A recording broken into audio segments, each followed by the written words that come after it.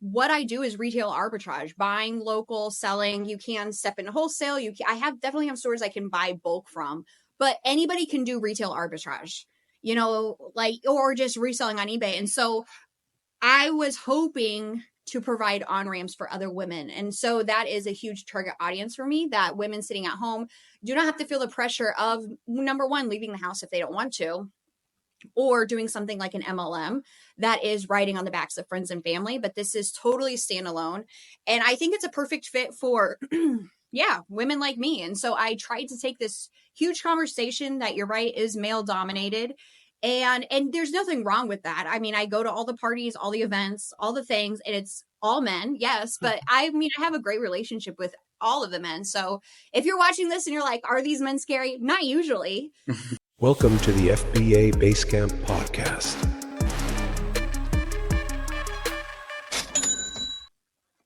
Hi, welcome. I'm Joe. We got Jeff joining us today. And as our guest, we have Emily, who's CrazyFlippinMom. She's a 7-figure seller that sells on Walmart, eBay, and Amazon. And we're going to have a great episode today. We're just going to kind of dive into how she sells, what she sells, and how she grew such a large community. Emily, welcome. We're excited to have you. Wow. Thanks for having me, guys. Emily, do you want to walk us through on your background and on reselling online in general? Sure. So I started 5, 7, 8. It's all a blur. A long time ago, I started reselling on eBay. And I was just saying that I felt like I had invented reselling because I didn't know anybody else doing it. And it was very much like hush hush. And actually, that's how I started my Instagram. I just wanted to start fresh. I didn't want anybody I know to know I was reselling. And I do feel like it was pride. I was just worried, like, what are people going to think if they see I'm reselling all of our stuff? It's just kind of a weird thing that you think of.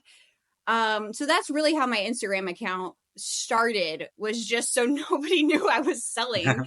But yeah, so I started in Poshmark world, Posh community, went to Posh events. I have pictures with Manish. And I love that community. And it was really, I have resellers I met there and we're still friends. Like, we meet up to have coffee and we'll fly across the country and see each other. So it was like an amazing start to the reseller community. But from there, it really morphed into, I do feel like you jump in and you are in eBay and you like the returns, but in either that's good or you want to scale.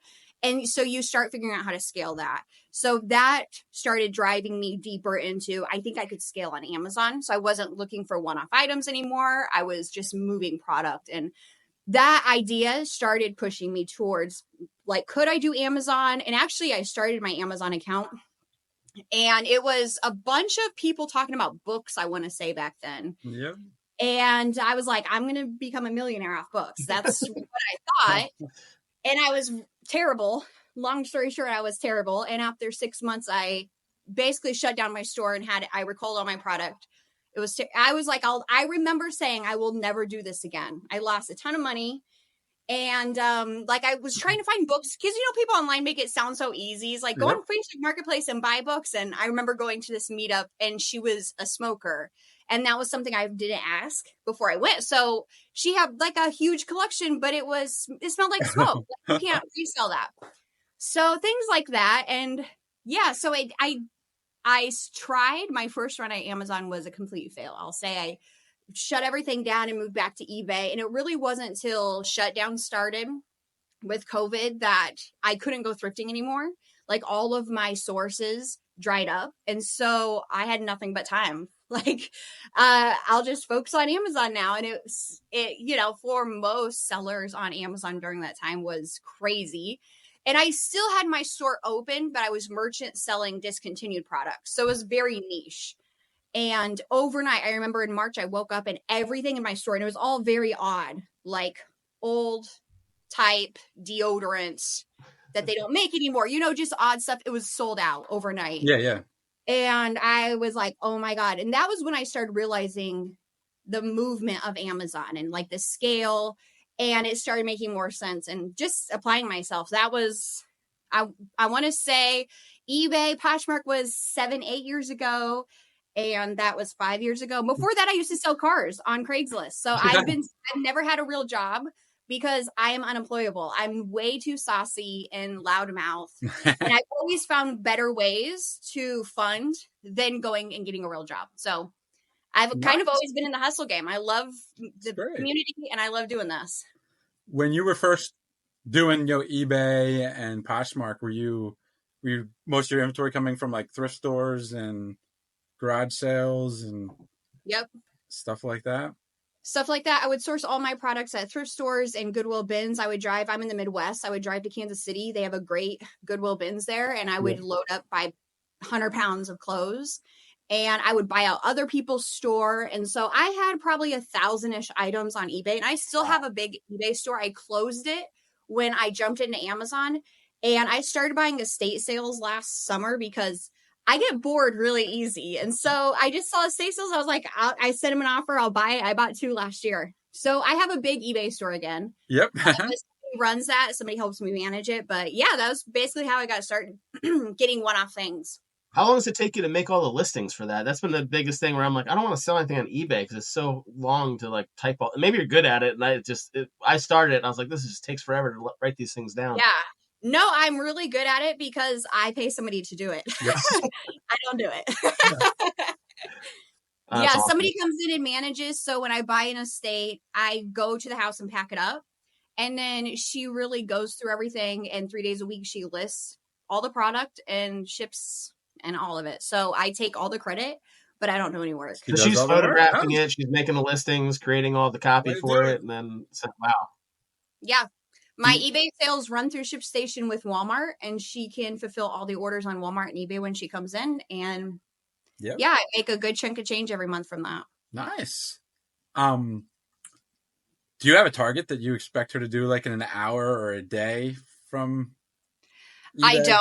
I'm asking my own personal preference because we're trying to get eBay going, and we've been struggling with some of the figuring out what's a good target and how much we should be pushing through there because it is a little different animal than Amazon and creating listings there.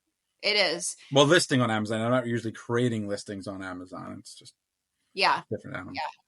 I mean, I don't. As soon as we bought the estate sales, it was a lot. And actually, we bought them last summer, and we just listed our last item from those estate sales like last week.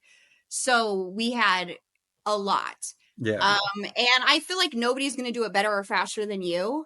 And you can't run your business that way. You can't right. Find somebody else. No, it was like she can do it. I just have to shut up. And if she's fast, great. If she's slow some days, great. But she's doing it. So I have to doing it. And you're making money. So she must be doing it well enough that you're getting good product. Yeah, exactly. So I try because I tend to micromanage just to step back and it's her thing. I feel like that's the best way to handle it. Give her responsibility of it. I feel like that's good for both of us. Yeah. Cool. Yeah. That's awesome. And then, so the Amazon space, do you do any FBA or are you doing all FBM? I do both. So in Q4, I mean, we are FBA heavy at the beginning, but then I pick up a lot of merchant orders. And I would say that's kind of my shtick on Amazon and Walmart is I came in from eBay, like fulfilling orders, dealing with customers. And I know that's not the way to scale Amazon. Like you always have a limit if you're fulfilling those orders yourself, but I have always enjoyed fulfilling orders, but I do send product in both. And it kind of just depends, like I try to be on top of it FBA, but like last Q4, we were moving. So, things happen and you're like, well, this is all I can do this year. Yeah. Yeah. Cause I see all your Instagram videos. You're always packing stuff up. You got the nice, cleanest prep center area that I've seen. Is it in your basement? Is that where that is? It is. Actually, we just moved. So we sold. And one of the reasons why is I had an office space and I wanted to move it back home. And I started at home with the kids and all my kids were in diapers and then they started going to school and it was just nice to get out of the house. But yeah, I have chronic health issues. And so there was like a limit there where I felt like I couldn't work. Like if I was struggling, I was missing full days because I couldn't make it to the office. So we sold and I have my office here back at home again. And I love it, but I don't think I'm as productive as I used to be.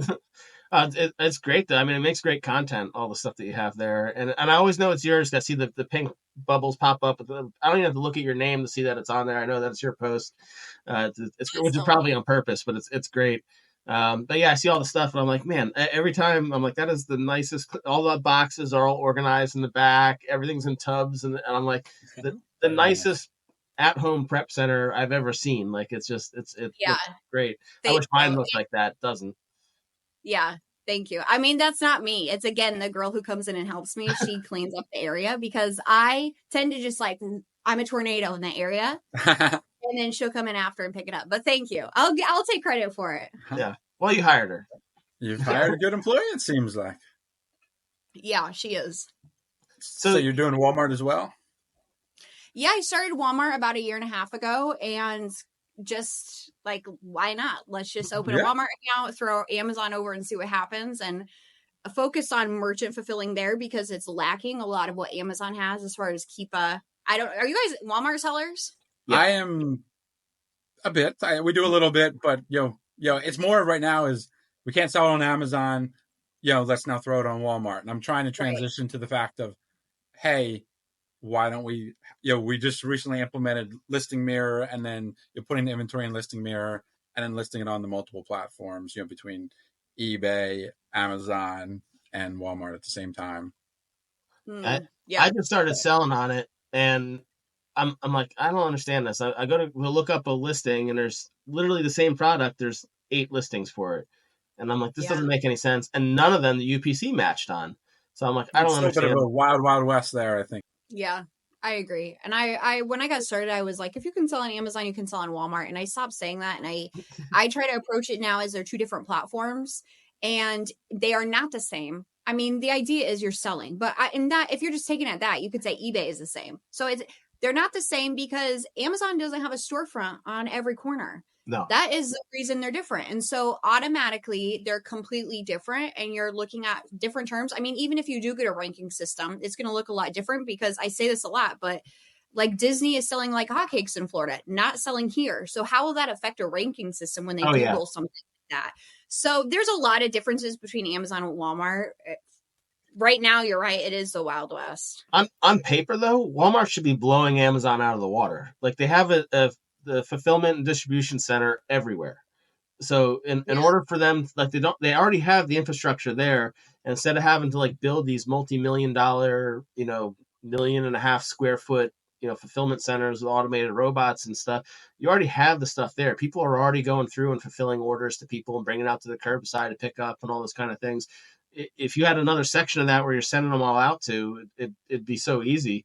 I know over last year, they renovated 50 of the Walmarts in the Dallas-Fort Worth area. So I didn't even know there were 50, but I guess there's 50 of them that are right there that they decided to renovate. So on paper, they should be killing it, but they, for whatever reason, they just can't get it together to make that step ahead, to make it a better platform. I think they put the cart before the horse a little bit, and like allowing third-party sellers to join, and now they're playing catch up because it's a lot. It's great, guys. I love seeing all the comments on your Instagram where people are like, "You're the reason I can't buy Easter stuff," and all these things, and then I had made a comment on your thing about, wait till they find out that you're buying from Walmart and selling back on Walmart, and and you were like, "Well, no, don't melt their brain here on this thing." Like, so talk a little bit about that, like, finding opportunities to buy from the same store and then sell back on that, and how you were able to do that. I mean, you said it. That's kind of how I started Walmart. Is I had a bunch of Walmart clearance, and I was like, I'll just list it on. I mean, I was listing it already on Amazon, and sitting in shipments is like, well, I'll just list it on Walmart and see what happens. I mean, Walmart clearance right now, like today, I just left Walmart. It's crazy, and just left with carts of product, listed it, sold it, and it's too bad because up until last month, you could sell Way to Celebrate, which is the Walmart brand for seasonal. Like if you go look at 4th of July that just hit shelves, it's Way to Celebrate. And you could list that back on Walmart. You can't list Great Value, but you could list that, and it was a cash cow. It was amazing. They restricted that probably because we're making content about it. They're like, hold up, there's a loophole. But yeah, get it. And you're like, there is not the ability to look at a keep it chart. And so you are in the dark. Once you get the item and put it in your catalog, you can then go into performance and see the back end of that listing to see conversion, views, Oh, really? Things like that will give you a little look into, yeah, you'll see like, okay, things are selling in this category better than another category, but it is nice to be able to test products out. And yeah, I'm selling stuff there from Walmart and Target and Kohl's and, you know, all the places. So, and people hate it online. As you said, It's people so love to funny. hate it. I love just like if I'm bored, I'll go through your comments on this stuff because it's just so funny. People getting all worked up with it, and I'm like, I'm pretty sure that this one person that's prepping out of her basement is not the reason that you can't find Easter Right. candy. Like, If you looked at my comments, I've had people say like I'm the cause of inflation. I'm like all the stores in America are bought out because of me. yep. People can't find clearance because of me. Like I love the power people give me on social media. Like Oh, it's so can you funny. imagine?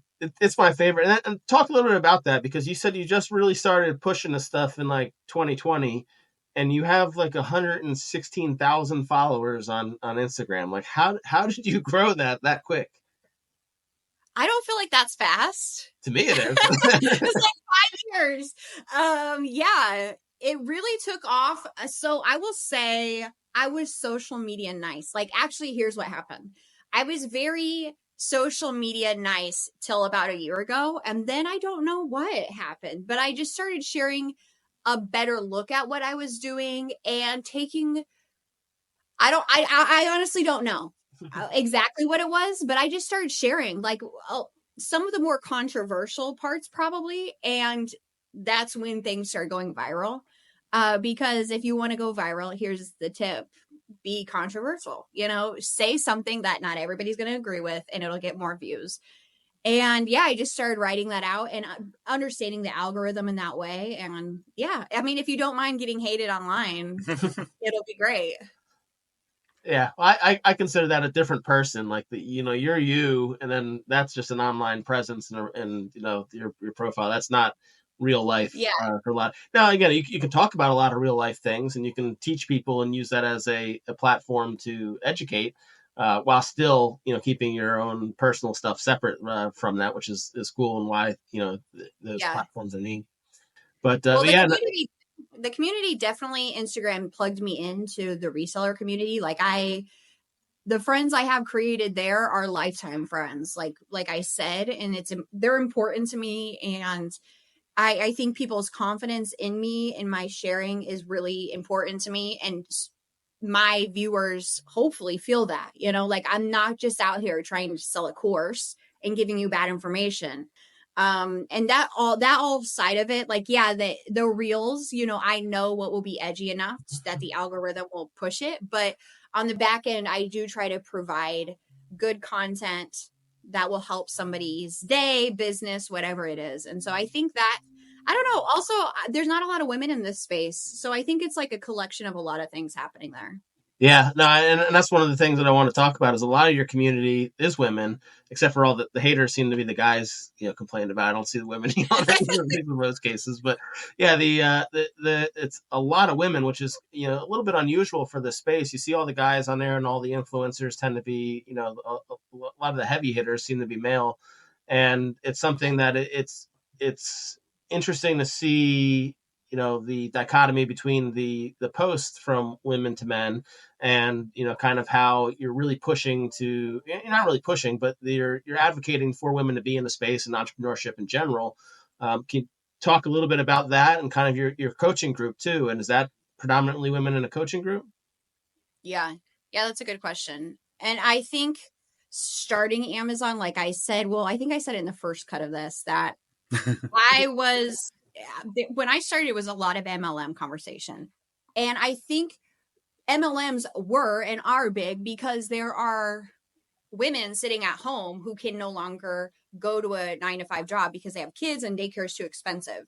And so I figured it out. And what I do is retail arbitrage, buying local, selling. You can step into wholesale. I definitely have stores I can buy bulk from, but anybody can do retail arbitrage, or just reselling on eBay. And so I was hoping to provide on-ramps for other women. And so that is a huge target audience for me, that women sitting at home do not have to feel the pressure of, number one, leaving the house if they don't want to, or doing something like an MLM that is writing on the backs of friends and family. But this is totally standalone.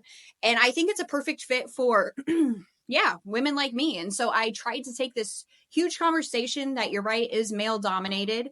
And there's nothing wrong with that. I mean, I go to all the parties, all the events, all the things, and it's all men. Yes. But I mean, I have a great relationship with all of the men. So if you're watching this and you're like, are these men scary? Not usually. But you know, sometimes you do walk into a room, and if there isn't somebody who looks like you wonder if you're supposed to be there.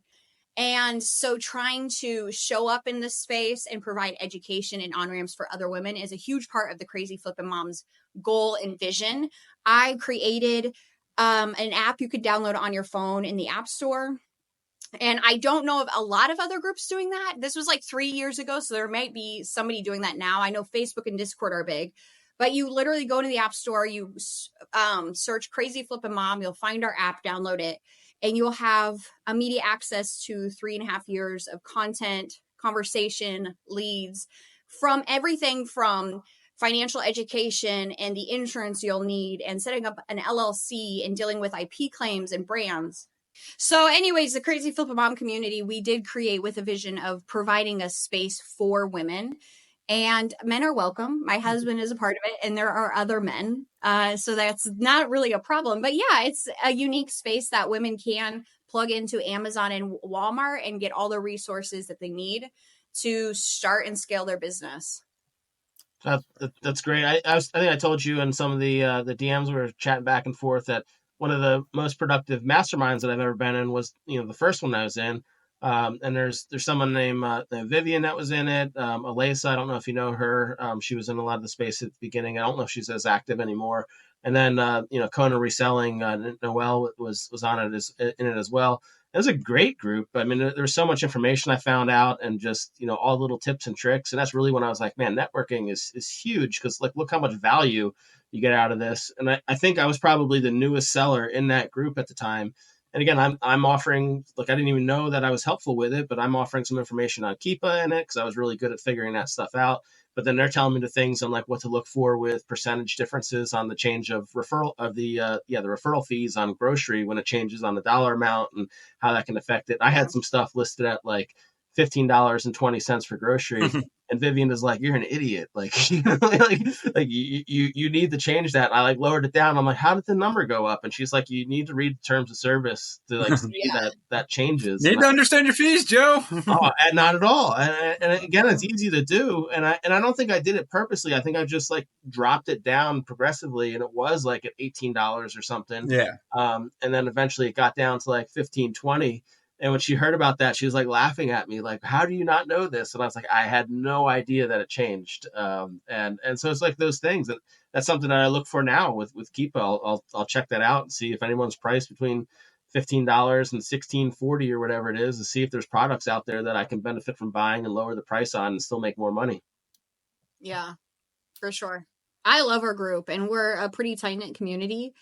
And we are female based. Let me tell you, I love the stay at home mom, 20s, 30s, whatever. But you know, I love more is the retirement age. We have a lot of people retiring. I love the age. They're not great with the technical side, so you kind of have to help them up. But they just they have a lifetime of experience in the workforce, and they get it. So those are the two groups that I love. I'll work with anybody, but I'll tell my mom not to watch this episode. She used to own she used to own a consignment shop in Connecticut. Did well with it, and then moved. It was Baby Bargains, I think it was called. You will not believe how many people reach out and they're like, my son sells on Amazon, but he's not going to help me, and I found you. That's awful. Yes. I get it. My kids wouldn't help me either. My mom wants to prep. She's telling my dad to like move the motorcycles out of the garage so she can make a prep center in there. They moved from New Jersey down to Texas to be closer to the grandkids and everything. And they're great. But yeah, she'll want to go head first into the thing because she's bored. She wants to do some fun stuff, and she's, you know, can easily go to Walmart or any of these other stores just like you do that show all the time on all your feeds. Like, you don't have to make a killing with it, but if you want to be busy or do something or make a couple extra bucks, like, it is absolutely obtainable for just about anybody. Yeah, I agree. And that's why it's nice. And I think Amazon and Walmart are like similar in that way, as you can open an account and basically in a week, Walmart is pretty quick because they don't really have the gating. You can get started pretty quick. Yeah, I think they want you to have an EIN though, like an actual business setup, compared to like Amazon, where they're okay with you being just you, which is good, but it's not really a barrier. I mean, anybody can set that up quickly. It's just one little extra thing they're asking for. Right. But yeah, I think I got denied like 4 times for it when I started, and I think I was putting like my actual website in of like that I could have a different website. So I think they just kept going to that website and be like, this isn't a selling website. And so as soon as I put a selling website in, they were like, okay, yeah, you're approved. And I was like, I should have done that 6 months ago. Right. And it's crazy because even you can get approved with your eBay store. Yeah. So like, I find that really interesting because they seem to be leaning into wanting established sellers, but then they're letting people use their eBay store as reference. Like, I put my Amazon store as reference. So did I. And they allowed it. I'm like, they're direct competitors, but I guess that's part of why. I mean, they still show that like the competitive price that they pull a lot of times is from Amazon. So if you're going to do your repricing, you can like click a button and it'll say competitive price. And I'm like, wait, that's what I'm listing it for on Amazon. I don't want to use that. I want to put the Walmart price that I want to use. But yeah, I mean, there's a lot of cool things with it. It seems to prefer FedEx for shipping, which I don't have a FedEx near me. You buying shipping through Walmart? Am I not supposed to buy shipping through Walmart? No. Good thing you had me here. Yes, ShipStation. Huh? Use ShipStation. ShipStation? Yeah. VEEQO.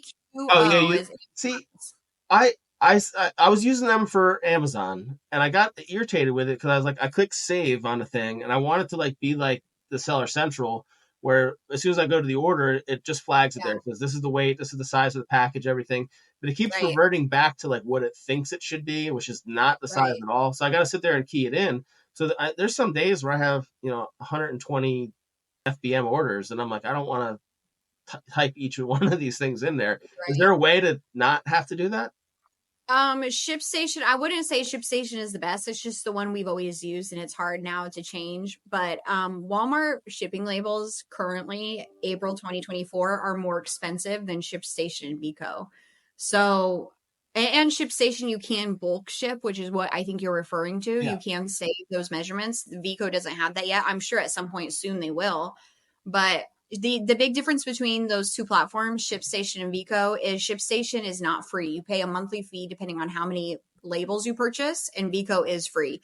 But both you have to hook up a credit card. So that would be another thing. If you don't have credit card space, money, ship through Walmart. At least you can sell, and it might be a little bit more expensive and it's clunky, but at least you can still do it. And if you have credit card space, you'll get the points. Use ShipStation, it's cheaper. Yeah, I want to get that extra 1% or whatever it is, 1.5% on some of them. But yeah, I don't mind putting it in. That's such small money with the shipping. But I know like I was put on the on both Amazon and Walmart using it, just their own platforms, because it's quicker. But Walmart's not necessarily. You got to like hit 16 different buttons to get it to go, and it's still making you key it in. So maybe I should just use Vico for all of that. That's good to know. Yeah, I mean, I don't, unless you don't, like, I know some people who do not have a credit card, and it, like you said, it can get expensive. I think our first month we did 40,000 in sales merchant on Walmart, and out of nowhere, like, weren't anticipating that credit card bill. So then when my husband opened the statement, it was like $9,000 from stamps.com. And that was a shock, so I understand if somebody doesn't have the credit card space. My credit card kept getting shut down because we were buying so much from stamps.com. They thought it was fraud. Yeah. So there are like some side issues that can happen, but yeah. So now you on your Instagram, you do a lot of meltable, and you seem to do that all year. And like one of your favorite, I've gone through all your links, because if you go on your Instagram, you can like click back to see like your favorite products and all that stuff. And you have things listed for like the thermal packaging and ice packs you talked about, like are things that you absolutely need, and things that I've thought about, but I never know like how many ice packs do you need for sending this? What thermal bags do you use? When's not a good time to do this stuff? Can you talk a little bit about like the meltables all season type thing? Yeah. So up until recently, I know Amazon just created a new guideline that if you have too many, what was it? Like complaints about stuff showing up melted, you could essentially lose the privilege to sell it. I mean, originally you could sell anything, and obviously it doesn't make sense for you to get complaints anyways. So, but it is a reason to take it more seriously, not ship. And there are things that I know in the summer heat I cannot ship, like hollow chocolate. I love Easter. It's one of my favorite merchant holidays. And I love Lint bunnies specifically. And you can only ship those for so long because there's like thin chocolate. But yeah, I do have ice packs, and I have what I like. The ice packs are okay. I just never freeze them when I need them. But I do have these poly bags that are mirrored almost on the outside, and I think those are the best ones. If you are shipping something in the summer heat that's worth shipping, those work the best, that are like the least effort, that can add a little bit more protection to your item. But I mean, I do have ice packs, and those are more, I'm using them for eBay, honestly, because I'm going to ship bulk, and I'm not going to deal with ice packs, if I'm shipping 100 orders. So they're more like, I sell something that I'm worried about on eBay. It's a one-off item, but I do like those mirrored poly bags that you can get on Amazon. Most companies carry those that will protect the item, like from the elements a little bit more. And they're enough to like stop something from melting in the like summer? Oh no. I mean, if anything is out on the step in the sun in Texas heat or something, nothing's going to stop that. And you're taking your life in your own hands. I would say more I have complaints about it showing up damaged, than melted. But yeah, it does happen for sure. But also I'm like, what idiot is getting on and buying chocolate chips? And then they're surprised in August. They're like, these came melted. Are you surprised? What did you think was going to happen? Yeah. Because I mean, I know like UPS, I don't even think they have air conditioning in the truck. So like if it's sitting in that brown truck while they're getting lunch, like that's going to be toast. Yeah, I do feel that USPS, it arrives in better condition. That's interesting than UPS. I'm usually doing USPS Ground Advantage for most of my platforms, and it does okay. Yeah, just recently the prices, like I think this last year, like a significant amount have been less with the USPS Ground Advantage than they were previously. Now it's thanks to you can't send them in the priority free boxes, but but you can still do some other stuff with the Ground Advantage, and there's lots of resources for free boxes or cheap boxes. But yeah, the Ground Advantage has been great for me. Yeah. I mean, we do have priority mail, but since Poshmark, we haven't used priority mail boxes too often. It's always cheaper, like it was under £1, for first rate, or for, what was it? It wasn't first rate. It was first class. I mean, we do have them though, but yeah, you find a local box supplier. That's the best way to go for boxes. Jeff, are you sending anything? Do you not know what gets sent out where with the FBM, or do you send anything out in the free boxes at all? I do not believe we use free boxes, but I don't know what we do. Yeah, like, I mean, like Emily, I got people. Yeah. Do you ship a lot of merchant, Jeff? No, not really. We're mostly FBA, but we will shift to FBM. Q4. In Q4 we will go heavy FBM, and we'll do a couple hundred orders a day. But outside of that, we'll do 5-10 FBM orders. We're doing eBay, but we just started ramping that up this year, and then Walmart. We're nothing compared to you, but we do a little bit here and there on the Walmart platform. And again, our goal is to try to ramp it up a little bit. Start to do more FBM, which then gives us the functionality to then also list it on multiple platforms. Which we're going to ask you is how you manage. You seem to have you have eBay, you have Walmart, you have Amazon. Are you getting something and listing it on multiple platforms at the same time, or are you identifying an item and saying, this one's meant for Walmart versus Amazon? Yeah, that's a good question. I would say it's probably all a little bit different. I really opened my Walmart account with the idea to sell things that I couldn't sell on Amazon or, that's like, what we use our for right now. You have a product that you're like, I can't list this. I'm gated. It's restricted, but it's a good flip. There's a lot of products like, especially back to school book bags. I love selling book bags, and all of those Walmart listings basically were not on or all those Walmart products were not on Amazon. Yep. So that's kind of the idea. And eBay is really made up of estate sales and returns. Yep. That's where all our returns are going nowadays. Yeah. And I mean, Walmart returns are crazy. So it's nice to have a place for those to go. Yes, I've heard Walmart is even more. Oh, what's the word I'm looking for? It's worse from a customer return perspective than Amazon. As bad as most of us Amazon sellers complain about Amazon, Walmart is not an instant where the grass is greener on the other side. Yeah, it's pretty bad. I mean, I've only been selling on it for like a month and a half or something, but I don't think I've had any returns yet with it. I don't know, but They're coming. maybe, yeah, I don't know how their whole process, and I might have to like click something like with Walmart, you have to like click a button for it to even send you an email to tell you that you have a sale. Like that's not the default. Like it's so maybe I got to click a button. Maybe I have all these return emails that I haven't gotten yet. I'm not sure. It's really bad because, you know, anyone can return to, I mean, Amazon, you actually have to bring it to UPS, you know, or wherever to return it. Whereas Walmart, everyone's going to Walmart every day, bringing returns back. And I mean, basically what happens is if somebody doesn't want the product, they'll just take it back to the store and Walmart will refund the person on the spot and then ship the product back to you on your dime. And it's very quick. And really, unless you go into that refund page, it's not like you're notified necessarily, but it's excessive. I'll say, like, when we first started really moving, we would have 80 returns in a week. And the cancellations, we would have like 30 cancellations in a week. So significantly more than Amazon. I want to click it now and look at it, see how bad it is. Yeah, that's pretty crazy. Now, can they return everything like grocery and stuff too? Is it not like Amazon? I mean, you return everything. Think of the things you've returned to Walmart, and you're like, I hope they take this. I don't return anything to Walmart because I don't want them shutting down any of my accounts with the stuff. So I don't return it unless it's like something's really bad with it. But even like if my wife like types in my phone number when she's like buying something, I'm like, don't return that. I was like, it's use it or I'll sell it on eBay or something. I'm like, I don't want them dinging my account and saying like, oh, I returned too many things. Because I've heard of that happening where they like somebody's returned some for legitimate reasons and they're like, you have too many returns in your account, you're flagged. I doubt it was for legitimate reasons if they're flagging because you got to do a lot of returning to get flagged. Yeah. It's possible. Granted, unless the legitimate reason might be Walmart sent the wrong item because that certainly happens. Too often.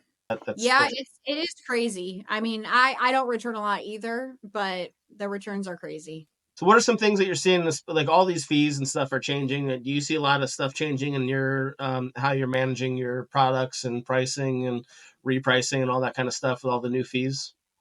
With FBA fees? Yeah. The low inventory and I'm sitting that crap out until somebody figures it out.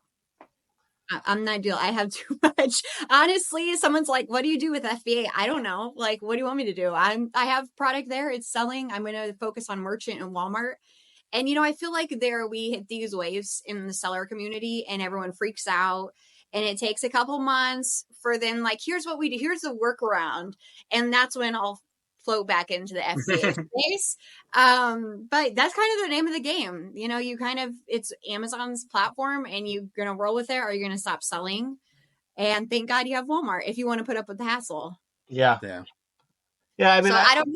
I'm not a complainer. I don't know if I responded, but I'm not a complainer. I'm like, well, this is a great opportunity. I'm going to make it work no matter what. So, you know, I've worked in different industries, and anytime anything happens that creates a barrier, creates something else, it knocks out a lot of the smaller people that don't want to be in it or aren't in it to, really grow. That are just kind of trying to like make their way through it. If people don't want to stick through it and see what happens, then they're going to get out. I mean, Amazon wants to make money off of you, so they're not going to make it so unfair that you don't want to be on the platform at all. But they are going to try to recoup any fees that they need to recoup, and they're going to try to be they're customer centric. So they're going to try to make it as best of a platform for their customers as possible. Now, if that means that you get more fees, then technically you should just raise your prices up. The problem is not everybody pays attention to all the fees and all those different things. So it's going to take a year before people really start raising their prices on things to where it's any kind of measurable amount. So you just got to, watch your own stuff and, try to sell where you can. Yeah, I've seen things on social media like the big guys. Well, they feel like they're big important guys who are like Amazon's pushing out resellers. I don't really see that happening. I think that resellers and third-party sellers are a huge asset to Amazon. And yeah, they're creating more barriers, but I don't see that happening. I think that every like 6 months, there's kind of a scare tactic in social media, like, oh, resellers suck. You know, people doing RAs suck. You should be Yep. doing Yep. wholesale guys feel like they're the top dogs Yeah. of every room. RA's been dead for, I don't know, 10 years now, I think. Yeah. There's always people saying that. And you're like, shut up. Nobody asked you. It makes great YouTube content, though. No. Yeah. Yeah. If you can put up with that noise and stick with it, you'll be okay. Yeah. So I see it as something that, you know, will weed out any of the other people that are probably tanking listings and stuff anyway, but and allow the, you know, people that are really, you know, growth oriented to really, you know, get in there and start to make some money on these things. But yeah, like I said, Amazon's making a commission off of you, so they want you to be there. Like, you know, Jeff's sending full truckloads into you know, Amazon with the shipments. Amazon's not going to replace all that you know, that stuff. They do not want to be the buyers of everything that's being sold on the platform, and they can't. There's just no possible way that they could possibly do that. Jeff, are you the one in the room telling RA sellers that they're done? I do mostly stick to the OA, but we do a little RA still, just a little bit. Okay. I started we were big RA until COVID, and then COVID hit, and that's when we shifted stores are closing. Let's shift because we had teams in Florida, Georgia, Tennessee, Delaware, New Jersey, Pennsylvania, and it was overnight everything shut down. So it was like, wow, well, time for you guys to figure out OA, because I was always more of an OA person. I like to shop online on the computer. I don't want to go outside, and I can just do it from here. And whatchamacallit. So, but we shifted, and that sort of took where we went. After COVID, we ended up with only one RA buyer list that left, and everybody else is OA or moved on because they couldn't hack it in OA. Wow. Now, Jeff, for those that say that RA is not scalable, are you okay with sharing what your RA numbers were when you were doing RA mostly exclusively? Oh, I mean, my RA wasn't that. Yeah, I mean, I think we did. I think 2019 we probably did around 8 million. So, 2 or 3 million of that might have been RA. We were about at that point. I had a huge team that could essentially do what I did OA. Like, so I had all those RA people, and then the revenue would be about the same amount that I did on the OA and the wholesale side. Then that's when we shifted everybody in-house. I'm like, hey, these guys that could spend $30,000 a month, in a store are now spending $150,000 OA. Hey, this can scale a little faster. And hey, wait, my person in Georgia isn't buying it, going back, packing all their stuff. We used to have them ship it to our warehouse in Jersey, so they and have to pay for shipping multiple times, and it just it worked. But I mean, there's people doing RA that do 15-20 million. It's crazy. You can scale any of them if you put the right systems and people in place, and then roll it out. I've always been more of an OA person, so that's where I've sort of shifted after COVID, where and it's just easier for us to manage the OA side of it. When we had a shopper on the field and they had a question, I had to have somebody there that could answer it. Whereas OA, you can come back and buy it later as questions come up and stuff. So, right. But I said other people have figured out those ways to scale that better than I have on the RA side. I always like the idea of RA when I'm like getting ready to go to a store, and then I'm reminded just like how much I hate being around people that are just mindlessly shopping. And it just annoys me so much. And then like you finally get to the line, and if it's at like a TJ Maxx or Home Goods or something, it's out the door. And I'm like, why? It's a Tuesday at 11 o'clock. Why is there so many people here? And it's amazing. It's all the, interior decorators and all the, the other people that are just trying to buy whatever they can and get the sales on all the stuff. And every once in a while you'll meet a reseller there, and occasionally they're nice. Sometimes they're like, no, I'm not reselling. I'm like, I can see you scanning stuff. Like That's a lot of shoes you're buying.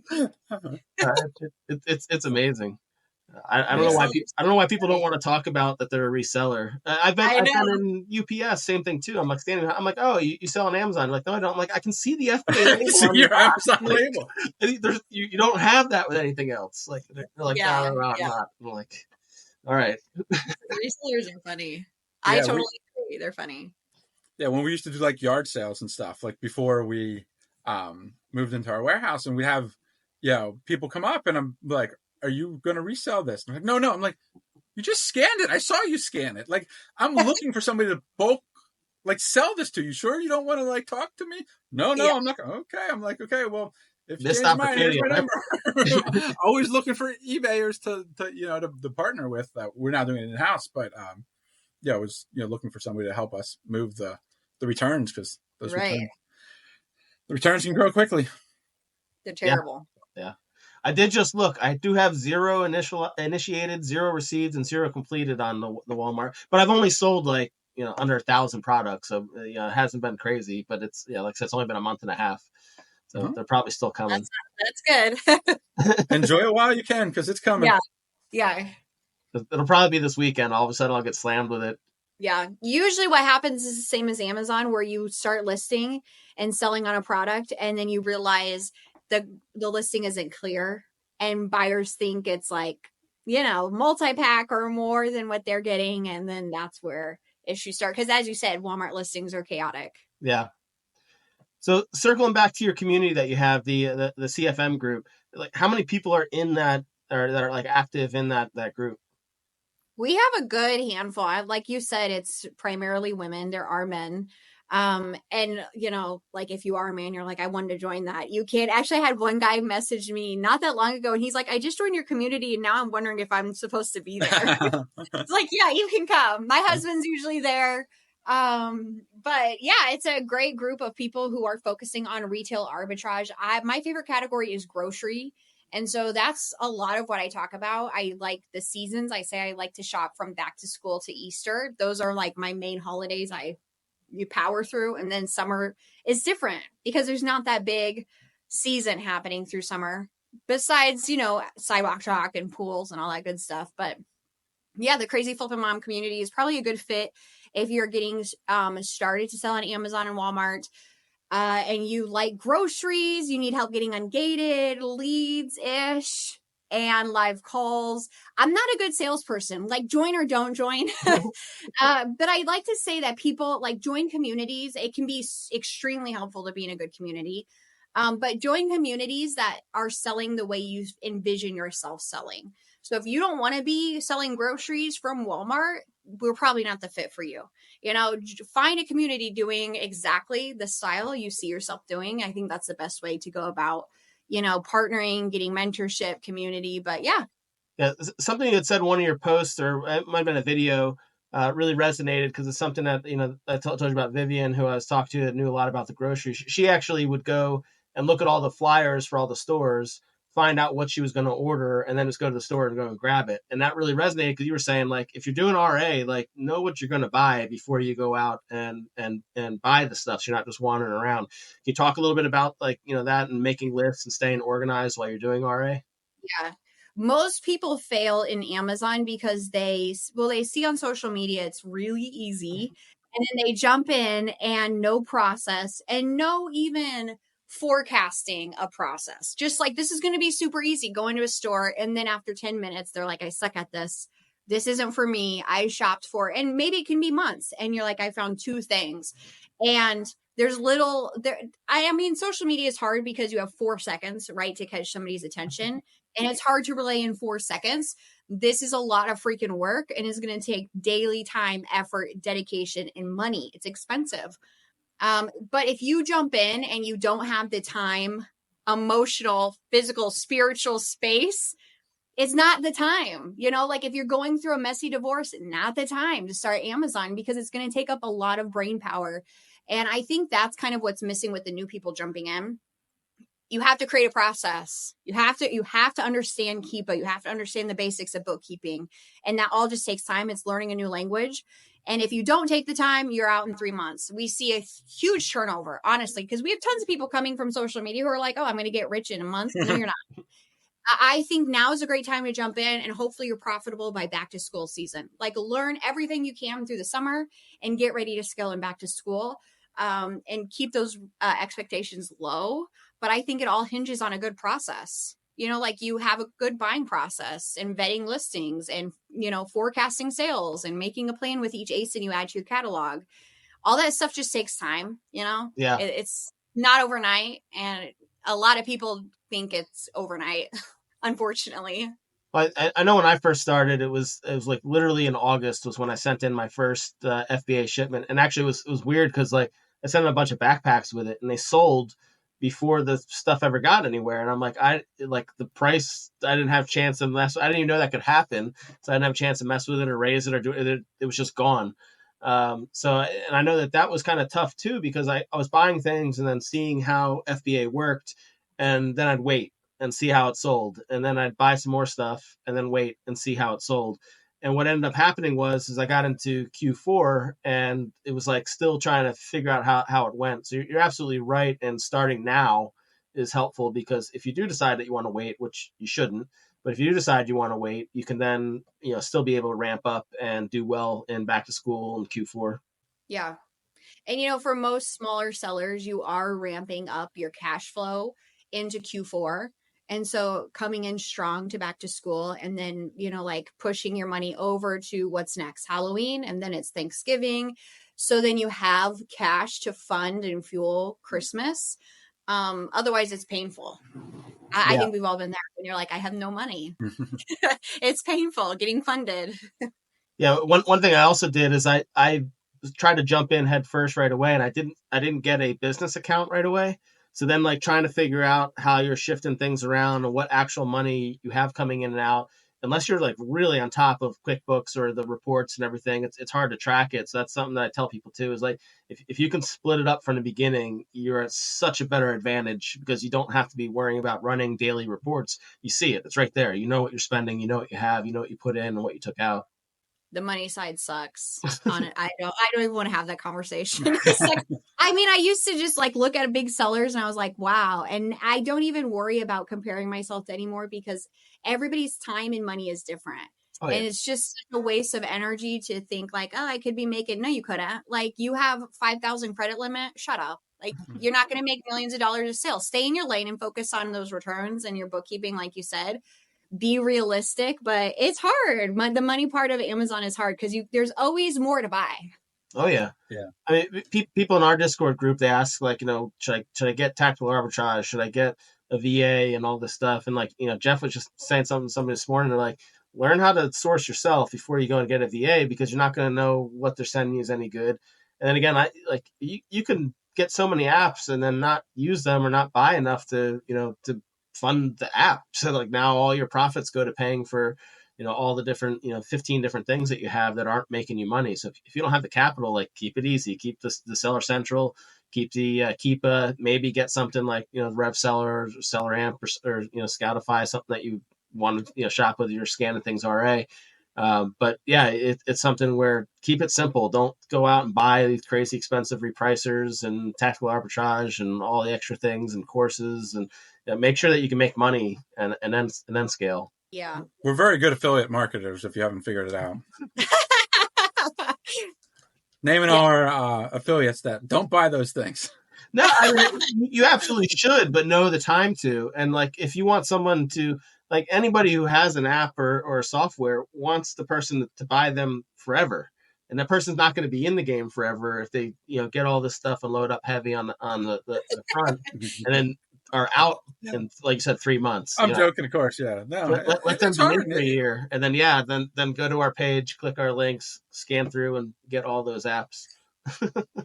Yeah, that's hard. And I think it's one of the things a lot of people struggle with is, it's okay, I can hustle and go buy stuff, but then you got to manage your account. It's not just buying, it's managing the returns. I mean, how many people have death piles they've never touched, or then it's the accounting side of it, and and then do you use software? Do you have a CPA? Do you do both? And QuickBooks, and just it's a lot to manage because it is a business. Oh yeah. Right. Yeah, and that's the thing. Like people are like, I'm not making any money yet, and I've been doing this for 2 months. I only have 5 ASINs, and I'm like, you're on the path. You started selling. You've got to get more products in there. But like you're not gonna, like, you look at these people that have made $1 million in 8 months, 6 months, whatever it is. That's kind of a fluke. They're not the norm in the thing, and it's good to know what other people are capable of, but like you said, Emily, like trying to compare yourself to other people is just never going to do any good. It's you need to be you and do what you're capable of doing. Know what other people are able to do, but trying to compare yourself to somebody else's situation. You have 4 kids, Emily. So I you do. have 4 kids. That's a lot just in that to keep track of all the sporting events and all the extra curricular activities. Then you're running your business and you're running multiple businesses because you're doing it on Amazon, Walmart, eBay, all the different things. It's a lot to keep track of. Where somebody that's 18 years old or sitting there in college dorm that's able to have unlimited resources, no interruptions, nobody waking up in the middle of the night, only looking out for themselves, has a lot of other abilities. They're also not worried about going bankrupt. If they max out and go bankrupt, they're still in school and bankruptcy's almost done with. Exactly. And I would say that's a huge difference when I started exploring the space is nobody, like I was seeing a lot of sellers on the bigs, like the wholesale spending millions on inventory, or there was a lot of young guys who weren't as worried about the returns because they didn't have any other responsibilities. So they're like making these terrible returns, selling shoes, and the returns are bad and also the money back is bad. And it like neither one of those styles for somebody like me who has $1,000 grocery bill every week or whatever, that worked. Like I need a good return back for the investment I'm putting in. So it's nice to be able to show that that's possible if somebody has the time and effort. But you're right. Like we're all coming to the table with very different situations and circumstances. So it is difficult when you see people crushing. If you are in that mindset to compare yourself, because we're all dealing with different issues. Yeah, and 4 kids, they're all doing their own sports. I think we talked about that before this. That's on its own a full-time job, dealing with kids and sports. I only got 2 and I can't keep up with it. I don't know how you got to do it with 4. I have 3 brothers and I don't know how my parents did it. Like we were all extremely active. We were in scouts. We all played instruments. We all played lacrosse and soccer. And I look back at, I can tell my parents, I'm like, I have 2 kids now. And I'm like, I don't have any time. Like, I'm like, how did you do this? My dad was coaching us. Like, I don't like, that just doesn't seem possible that he was able to do all that stuff. It's crazy. It really is. Yeah, same. My kids are in scouts and they're all very musical. So they're in the musical, scouts, and sports. And it's all so that's another reason. Stop comparing yourself because I can only do so much. It's wild what ends up happening there. So people that are starting up, like what advice do you have for them to, like, if they're literally day one, they've downloaded the app, we'll talk about Amazon, it could be Walmart or Amazon, but they've downloaded, they're ready to start looking for products and ready to start selling.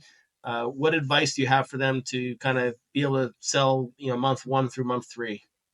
Yeah, I would say Amazon and Walmart. I would say start with Amazon. I have a lot of people say, where should I start? I think you should start with Amazon because the roadmap is already there.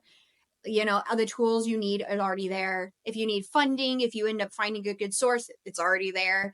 That's a great one to start with. And the thing with Amazon is easier to join. They just want to make sure you are who you say you are. So you could sign up today and basically have an account tomorrow. The real issue with Amazon is ungating on the back end, whereas Walmart, it's difficult to get in. But then on the back end, it's easy to sell, basically. Start with Amazon. And I honestly would advise anybody to join a community. Unless you have no money.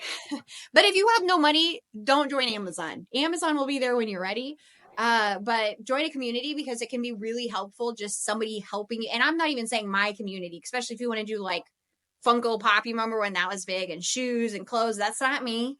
That can be really helpful. The resource that they have to guide you through those ungating steps, leads, questions that you have, and dealing with brands, dealing with customers. I think that's a great step. But there are so many free resources between Instagram and YouTube. It's crazy. It's crazy the amount of information out there. I think if you apply yourself to just the free information, you could be running a successful store in a couple months. But keep your expectations low. And I think it's good to give Amazon a good 6 months. Jump in and go through the ungating, learn the steps, and give it some time before you're like, I suck at this. Because I always hear every new seller, they always say, even myself, I suck at this. So you have to get through the sucking phase to push through to success. So if you are feeling like You're not good. Just keep pushing through. I feel like if you're not running into issues, you're probably not doing enough. You're like not moving enough in the path, do more basically. But yeah, I think that Amazon, we obviously are selling, but in a bigger picture, Amazon is creating a solution to a problem. Sometimes the problem is there's no inventory in stock. And if you can recognize that, every issue is like a hurdle. You're just finding the solution, no matter if it's placement fees or finding sold out hot cocoa bombs, whatever it is. We're in the business of creating solutions.